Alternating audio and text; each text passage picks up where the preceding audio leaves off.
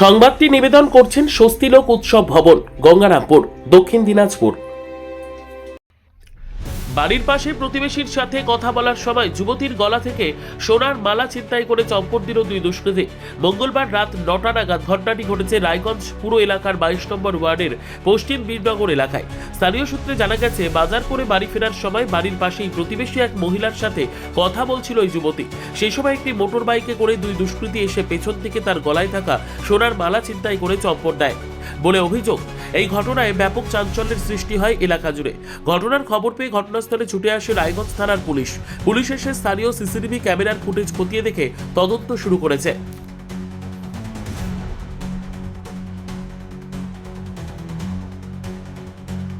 সর্বোত্তম সুযোগ সুবিধা রয়েছে আতিথেয়তায় সুপরিচিত স্বস্তিলোক উৎসব ভবন। অতিথিদের যে কোনো অনুষ্ঠানের জন্য উপযুক্ত ওয়ান স্টপ ডেস্টিনেশন।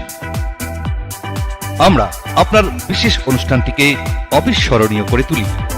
স্বস্তিলোক উৎসব ভবন, শিববাড়ি রোড, গঙ্গারামপুর, দক্ষিণ দিনাজপুর।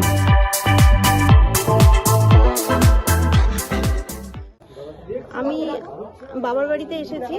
এবার বাবার বাড়ির সামনেই একটা দুজন ছিল বাইকে, প্রথমে দাঁড়ালো, দাঁড়িয়ে নিয়ে তারপরে বাইকটা ঘুরিয়ে আমি পাশের বাড়ি বৌদিকে বলছিলাম যে বৌদি ভালো আছো, তখনই দেখি আমার ওনার সাইড থেকে মালাটা টেনে নিয়ে চলে গেল। সোনার হার ছিল? হ্যাঁ, সোনার আর লকেট ছিল। কয়জন ছিল? দুজন ছিল। পরিচিত তো নাই এলাকার? না না না, আমি বলতে পারবো না, হেলমেট পরা ছিল। তখন কি মানে পাড়াতে লোকজন ছিল না? না, আরেকজন ছিল।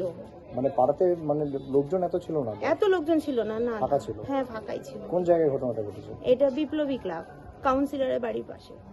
কখন ঘটেছে এটা? এটা ঠিক 8টা। কি বলবেন যে শহরের মাঝখানে এই ধরনের সন্ধ্যাবেলা এই ধরনের ঘটনা ছিনতাইয়ের? এইসব তো ঠিক না, না কারণ তাও আবার কাউন্সিলরের বাড়ির সামনে থেকে পাড়ার মধ্যে ভেতরে এরকম করাটা তো ঠিক না। তার জন্য হ্যাঁ, কি চাইছেন? প্রশাসন যেন এর ব্যবস্থা নেয়।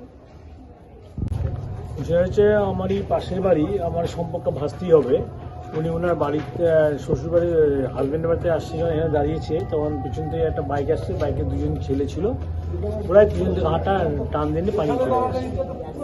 তো সিসি ক্যামেরা আসছে, ছবিটা স্পষ্ট আসছে না বলে প্রশাসন ঠিক করতে পারছে না। তো আমার মনে হয় যে প্রশাসন ওটা ধরে নিতে পারবে। ব্যুরো রিপোর্ট, উত্তর বাংলা সংবাদ।